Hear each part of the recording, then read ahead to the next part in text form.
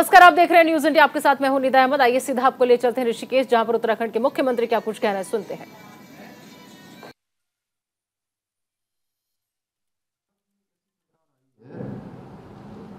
जिसने राजनीतिक एजेंडे को बदलने का काम किया है, एक नया एजेंडा देश का, एक मानक सेट करने का उदाहरण देश के सामने रखा है।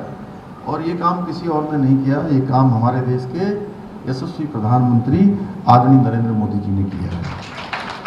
आदरणीय प्रधानमंत्री जी के नेतृत्व में आज जो काम हो रहे हैं वो निश्चित रूप से नए भारत की तस्वीर है। आप सब लोग उन कामों को देख रहे हैं। पहले के समय में एक समय होता था जब योजनाएं केवल कुछ लोगों के लिए बनाई जाती थी, कुछ लोगों को कुछ पदों पर स्थापित करने के लिए वो पद बनाए गए या पद बने थे, तो उन पर ये सैड था कि ये लोग आएंगे, उनके नाम पहले से पता होते थे। लेकिन आज जो नया भारत है, कोई सोच सकता था कि अचानक द्रौपदी मुर्मू जी देखिए देश की राष्ट्रपति बन गई, आप जैसे बैठे, सोचा भी नहीं था किसी ने। तो ये नया भारत है। नए भारत की तस्वीर में आज मातृशक्ति पीछे नहीं है, और बल्कि समाज का नेतृत्व करने के लिए सबसे आगे खड़ी है। ये हमारे सामने अनेकों उदाहरण इसके हैं। आज प्रधानमंत्री जी ने महिला सशक्तिकरण को अपनी प्राथमिकता में रखा है, हर योजनाओं में रखा है। और ये नरेंद्र मोदी जी की सरकार है जिसने मुस्लिम समाज की जो कुप्रथा थी, 3 तलाक, उस 3 तलाक को खत्म करके जो कुप्रथा का ये दंश वो हमारी मुस्लिम समाज की बहनें झेल रही थी, उनके लिए भी समाज के सम्मान के साथ जीवन यापन करने के लिए उनको प्रेरित किया है, एक नया मार्ग उनके लिए खड़ा किया है। आज अगर वित्तीय समावेश से लेकर सामाजिक सुरक्षा, गुणवत्तापूर्ण स्वास्थ्य सेवा से लेकर आवास, शिक्षा से लेकर उद्यमिता तक अगर हम बात करते हैं, तो नारी शक्ति को भारत की विकास यात्रा में सबसे आगे रखने का प्रयास इस कालखंड में हुआ है। पिछले 9 सालों के अंदर हर क्षेत्र में मातृशक्ति के उत्थान के लिए काम हुआ है। ये प्रयास आने वाले समय में मैं समझता हूँ और अधिक उत्साह के साथ जारी रहेंगे। उज्ज्वला योजना हो, हर घर नल से जल हो, शौचालय का निर्माण हो, ये सभी कार्य, बेटी बचाओ बेटी पढ़ाओ अभियान हो, घर घर बनाए गए शौचालय, ये केवल एक ईंट सीमेंट का ढांचा नहीं है।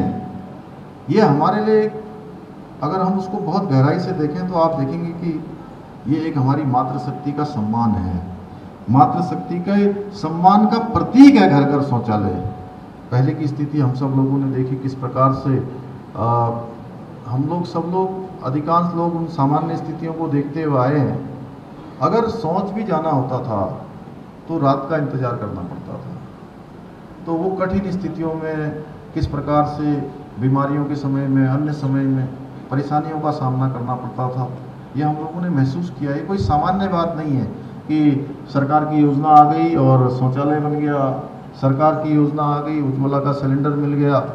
ये अगर हम इसमें गहराई से जाएंगे तो हमको लगेगा कि नरेंद्र मोदी जी की सरकार ने बहुत बड़ा काम किया है। और ये काम वही कर सकता है जिसने उन परिस्थितियों को जिया हो या उन परिस्थितियों को नजदीक से देखा हो, उनका कभी न कभी सामना। तो ऋषिकेश से आप सीएम धामी को सुन रहे थे। चलिए आगे बढ़ते हैं और अब बात कर लेते हैं उत्तराखंड से एक और हैरान करने वाली खबर की। दरअसल उत्तराखंड की जेल में 44 कैदी एचआईवी पॉजिटिव पाए गए हैं। हल्द्वानी जेल में एचआईवी पॉजिटिव पाए गए हैं ये कैदी, और इन कैदियों में एक महिला कैदी भी एचआईवी पॉजिटिव पाई गई है। मामला सामने आने के बाद जेल प्रशासन के होश उड़ गए। एचआईवी पीड़ितों के लिए एक ART केंद्र भी स्थापित किया गया है। तो हल्द्वानी जेल में एचआईवी पॉजिटिव पाए गए हैं ये कैदी, एक महिला कैदी भी एचआईवी पॉजिटिव पाई गई है इनमें। तो हल्द्वानी जेल से ये अहम खबर, जहां पर एचआईवी पॉजिटिव के केस जो है वो सामने आए हैं, और इनमें एक महिला कैदी भी एचआईवी पॉजिटिव पाई गई है। तो मामले जैसे सामने आए उसके बाद जेल प्रशासन के होश उड़े हुए हैं। फिलहाल इनकी जांच जो है कराई जा रही है, इनको इलाज मुहैया कराया जा रहा है। जितना वो आया है संज्ञान में कि 44 कैदी पॉजिटिव आए हैं और उनका इलाज किया जा रहा है। सर ये कैसे फैलता है? ये हो सकता है कि वो पहले से पॉजिटिव रहे, ब्लड ट्रांसफ्यूजन के थ्रू भी फैल सकता है, कोई सिरिंज के थ्रू भी फैल सकता है, सेक्सुअल ट्रांसमिशन के थ्रू फैलता है। अब ये कैदी कब से एडमिट है क्या है ये तो अब जेल अथॉरिटी से ही पता चलेगा। ट्रीटमेंट एआरटी के अंदर गाइडलाइंस अकॉर्डिंग टू जो नेको की गाइडलाइंस है उनके अकॉर्डिंग उसको ट्रीटमेंट किया जाता है, उनकी टेस्टिंग की जाती है, कितना वायरल लोड है, कितनी CD4 काउंट है, क्या इन्फेक्शन है, उनको उसके अकॉर्डिंग उनको ट्रीट किया जाता है।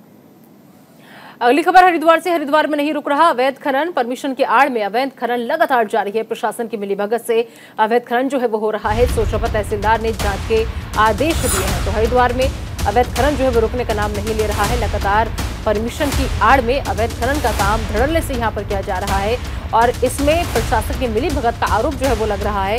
तो हरिद्वार से अहम खबर, जहां पर अवैध खनन के मामले जो है लगातार सामने आते रहते हैं।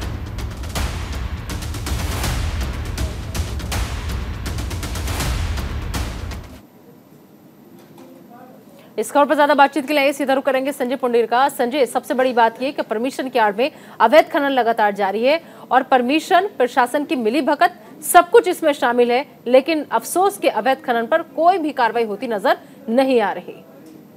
देखिए निदा, बीते दिनों से लगातार ही हमारे चैनल के द्वारा प्रकाशित की जा रही है कि हरिद्वार जिले में जो खनन है वो रुकने का नाम नहीं ले रहा है। हालांकि जो खनन माफिया होते हैं वो परमिशन कहीं और की लेते हैं और जो मिट्टी उठाते हैं वो कहीं और से उठाते हैं, यानी नियमों को ताक पर रखकर यहाँ पर अवैध खनन किया जा रहा है। जिसके बाद जो ग्रामीण होते हैं वो जिला प्रशासन को शिकायत भी करते हैं, लेकिन बावजूद इसके कोई ठोस कार्रवाई नहीं होती है। जिसके बाद कहीं ना कहीं जो खनन माफिया है उनके हौसले इतने बुलंद है कि रात के अंधेरे से लेकर दिन के उजाले तक यहां पर खनन होता है। और ताजा मामला भी हम जिस तरह अभी बता रहे थे कि हरिद्वार के पतरी थाना क्षेत्र से यहां पर एक किसान के द्वारा परमिशन ली गई थी, लेकिन उसकी आड़ में कहीं ना कहीं जो खनन माफिया है उनके द्वारा ग्राम पंचायत की भूमि से खनन किया जा रहा है। इसको लेकर कहीं ना कहीं जो तहसीलदार है उन्होंने टीम भेजी है और जांच की जा रही है। यानी कहा जा सकता है कि जांच के बाद ही आगे की कार्रवाई होगी, लेकिन ये जरूर कहेंगे कि प्रशासन को ठोस कार्रवाई करनी चाहिए ताकि जो खनन माफिया होते हैं उनके हौसले पस्त हो जाएं। लेकिन प्रशासन कार्रवाई कैसे करेगा संजय, क्योंकि प्रशासन पर तो खुद मिलीभगत के आरोप लग रहे हैं, तो ऐसे में कार्रवाई की उम्मीद किससे की जाए? देखिए निदा, लगातार ही जब हम शिकायत करते हैं या फिर ग्रामीण शिकायत करते हैं तो मौके पर टीम जाती है, उसके बाद कहीं ना कहीं जो जांच होती है वो सही तरीके से नहीं होती है। यानी कहा जा सकता है कि जो जिला प्रशासन की टीमें हैं वो कहीं ना कहीं खनन माफियाओं से मिली हुई है, जिस कारण यहाँ पर कार्रवाई नहीं होती है। हालांकि इसको लेकर जिला अधिकारी ने सख्त कार्रवाई करने के निर्देश दिए हैं। अब देखने वाली बात होगी क्या इस पर कार्रवाई होगी या यूं ही खनन चलता रहेगा। निदा, हरिद्वार वासी जो है उनका क्या कहना है संजय, कब से ये आखिर अवैध खनन जो है धड़ल्ले से वहां पर हो रहा है और इन लोगों ने कितनी बार शिकायत की है जिस पर संज्ञान अभी तक नहीं लिया गया? देखिए, इसमें ग्रामीण क्षेत्र की बात की जाए या फिर ग्रामीण जो नदी से लगते हुए क्षेत्र है वहां पर ज्यादातर जो खनन की शिकायतें आती हैं। अगर बहादुराबाद की बात की जाए तो यहां पर भी बीते दिनों लगातार ही अवैध खनन की शिकायत थी, जिस पर कहीं ना कहीं स्थानीय पुलिस ने कार्रवाई भी की थी। लेकिन बावजूद इसके फिर उसके बाद से ही यहाँ पर रात के अंधेरे में खनन शुरू हो जाता है, जिससे कहीं ना कहीं लाखों के राजस्व को यहाँ पर चूना लगाया जा रहा है। हालांकि इसको लेकर जिला अधिकारी ने साफ कहा है अगर कोई संबंधित विभाग का अधिकारी कार्रवाई नहीं करता है तो उसके खिलाफ कार्रवाई की जाएगी। अब देखने वाली बात होगी किस तरह से कार्रवाई होगी और किस तरह से लोगों के आरोप कम होते हैं। निदा, ठीक है, बहुत बहुत शुक्रिया इस तमाम जानकारी के लिए संजय आपका। चलिए आगे बढ़ते हैं और अगली खबर भी हरिद्वार से। हरिद्वार में गंगा स्वच्छता अभियान की शुरुआत की गई है। गंगा सेवक दल ने गंगा स्वच्छता अभियान चलाया है। राजघाट और सती घाट पर यह अभियान चलाया गया है। तो अहम खबर हरिद्वार से, जहां पर बता दें आपको कि हरिद्वार में गंगा स्वच्छता अभियान की शुरुआत जो है वो की गई है और इसके तहत गंगा सेवक दल ने ये गंगा स्वच्छता अभियान जो है वो चलाया है। राजघाट और सती घाट पर यह अभियान जो है वो चलाया जा रहा है और यहाँ से इन घाटों से सफाई अभियान की शुरुआत की गई है। बता दें कि गंगा घाट को स्वच्छ और सुंदर बनाने के उद्देश्य से इस अभियान की शुरुआत की गई है।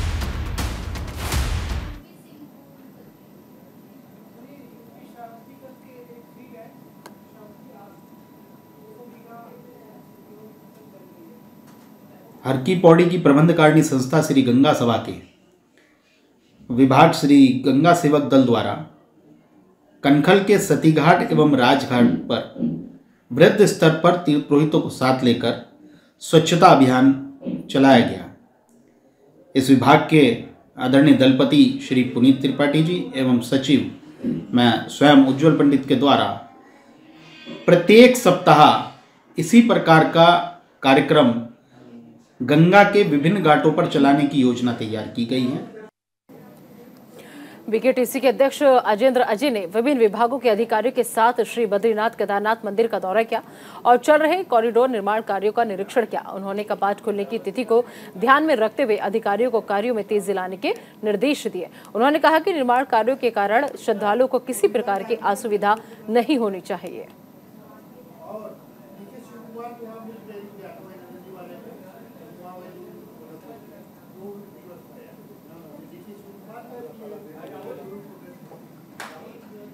देवभूमि उत्तराखंड में भर्ती परीक्षाओं पर रार थमने का नाम नहीं ले रहा। दरअसल आज देहरादून में उत्तराखंड बेरोजगार संघ के अध्यक्ष बॉबी पवार ने प्रेस कॉन्फ्रेंस की, जिसमें उन्होंने UKSSC के अध्यक्ष और सचिव का इस्तीफा मांगा। बॉबी पवार का कहना है कि बेरोजगारों ने पहले जांच फिर परीक्षा की बात कही थी, लेकिन आयोग और सरकार जानबूझकर परीक्षा कराने में तुले हुए हैं। राज्य में वन आरक्षी भर्ती परीक्षा में भी STF ने नकल कराने वाले गैंग का पर्दाफाश किया है।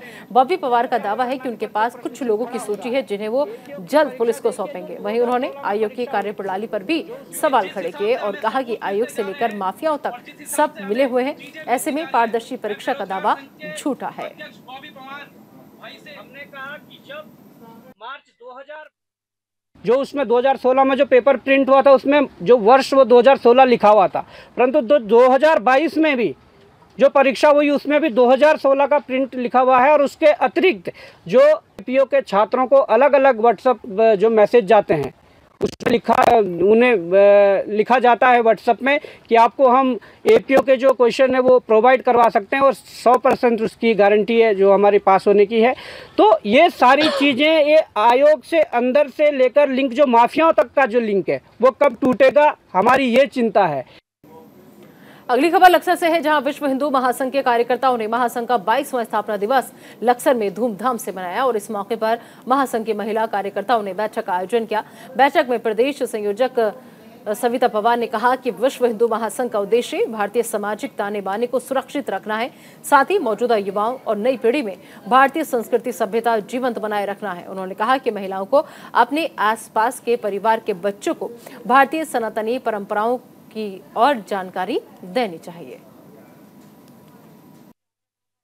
योगी आदित्यनाथ का विश्व हिंदू महासंघ संगठन है, आज इसका 42वां स्थापना दिवस मनाया जा रहा है। मातृ शक्तिकरण को बढ़ावा देने के लिए हमने ये अपने नगर से ज्यादा महिलाओं को इससे जोड़ना चाहते हैं, जिससे कि महिलाओं की जो उत्पीड़िता है उसे हम उनके खिलाफ जाके कार्रवाई कर सके। लालकुआं में बीजेपी अल्पसंख्यक मोर्चा के नेता नफीस खान ने रोजा इफ्तार पार्टी का आयोजन किया, जिसमें शहर के गणमान्य नागरिकों और व्यापार मंडल के लोग शामिल हुए। सभी धर्म के लोगों ने शिरकत करते हुए भाईचारा और एकता का संदेश दिया।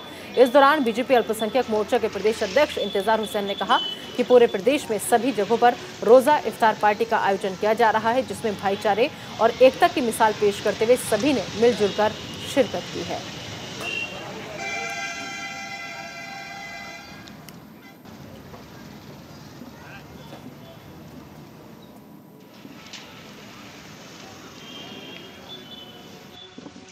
सद्भाव रोजा इफ्तार कार्यक्रम किया। अभी तो पूरे प्रदेश के अंदर रोजा इफ्तार कार्यक्रम चल रहा है। भारतीय जनता पार्टी अल्पसंख्यक मोर्चे के द्वारा सभी विधानसभाओं में, सभी संगठन के जनपदों में सद्भाव रोजा इफ्तार कार्यक्रम किया जा रहा है और हमें हर्ष के साथ कहना पड़ रहा है कि जिस प्रकार से आज अल्पसंख्यक मोर्चा एक प्लेटफॉर्म पर है, अल्पसंख्यक समाज हमेशा अमन और भाईचारे के लिए काम करता है।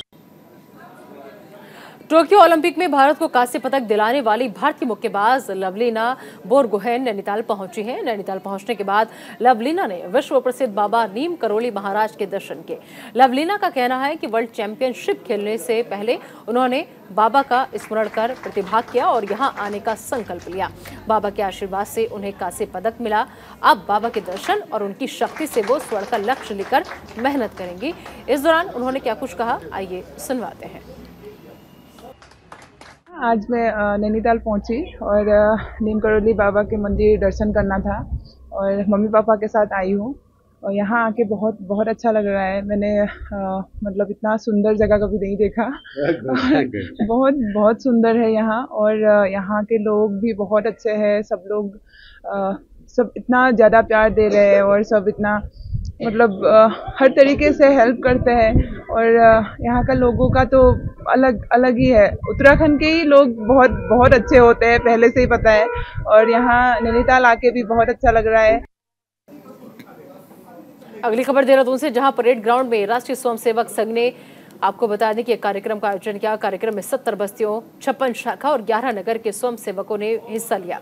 इस दौरान पूर्व मुख्यमंत्री त्रिवेंद्र सिंह रावत भी मौजूद रहे। वहीं पूर्व मुख्यमंत्री त्रिवेंद्र सिंह रावत ने कहा कि राष्ट्रीय स्वयंसेवक संघ की तरफ से लगातार ऐसे कार्यक्रम आयोजित किए जाते हैं। इन कार्यक्रमों का उद्देश्य संगठन की शक्ति का एहसास कराना है। साथ ही कार्यक्रम में कार्यकर्ताओं को वरिष्ठ पदाधिकारियों से मार्गदर्शन भी मिलता है।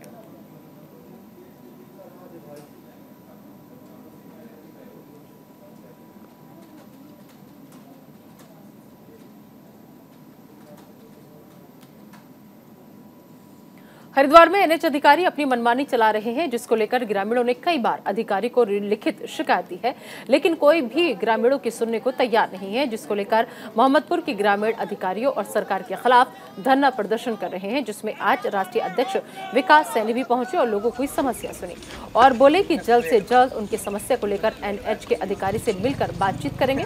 ग्रामीणों ने एक्सिस मार्ग सर्विस लाइन के निर्माण की मांग की और एक्सप्रेस निर्माण से किसानों को होने वाली जल भराव की समस्या से भी अवगत कराया। हाईवे के बराबर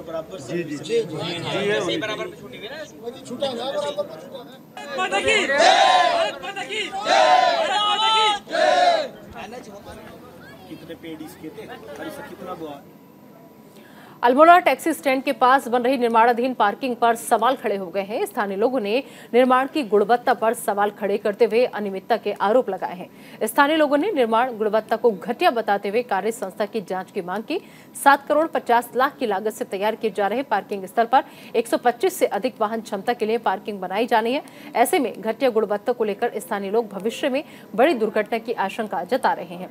अल्मोड़ा विधायक मनोज तिवारी ने मामले की शिकायत डीएम से करने की बात कही है। मनोज तिवारी ने कहा कि यदि कार्य की गुणवत्ता ठीक नहीं हुई तो आंदोलन किया जाएगा।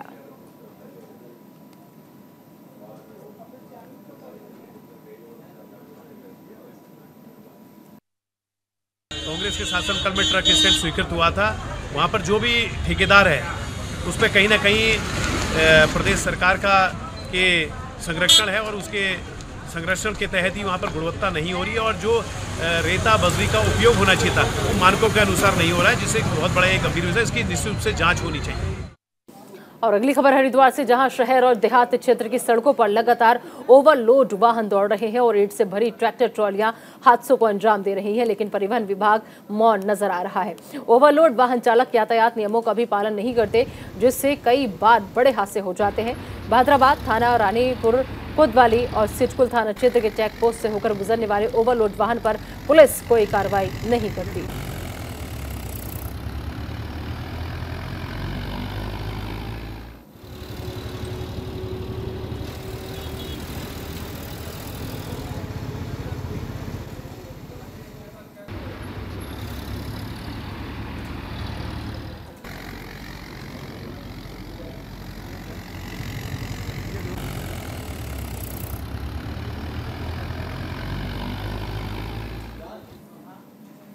जनपद पौड़ी गढ़वाल की राजकीय शिक्षक संघ ने प्रधानाचार्य सीधी भर्ती पर विरोध जताया है, जिसको लेकर कलेक्ट्रेट के पास हेमवती नंदन बहुगुणा और राजकीय शिक्षक संघ ने सांकेतिक धरना प्रदर्शन किया। धरना प्रदर्शन के दौरान संघ के अध्यक्ष और जिला मंत्री ने कहा कि कॉलेजों में अभी तक प्रधानाचार्य का पद कोटा निर्धारित है, लेकिन शिक्षा विभाग ने सरकार को 693 प्रधानाचार्य के पदों को सीधी भर्ती करने का प्रस्ताव भेजा है। ऐसे में यदि प्रधानाचार्य के पदों को सीधी भर्ती के माध्यम से भरा जाता है तो इससे कई शिक्षक बिना पदोन्नति के ही सेवानिवृत्त हो जाएंगे, जिसका शिक्षक संघ के लोग बहिष्कार कर रहे हैं।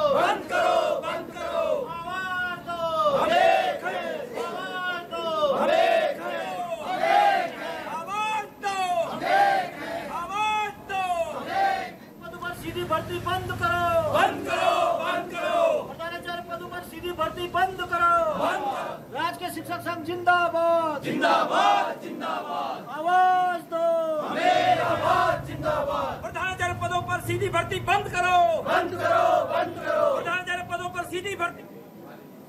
फिलहाल इस बुलेटिन में अभी के लिए इतना ही। आप दीजिए इजाजत, लेकिन बने रहिए न्यूज़ इंडिया के साथ।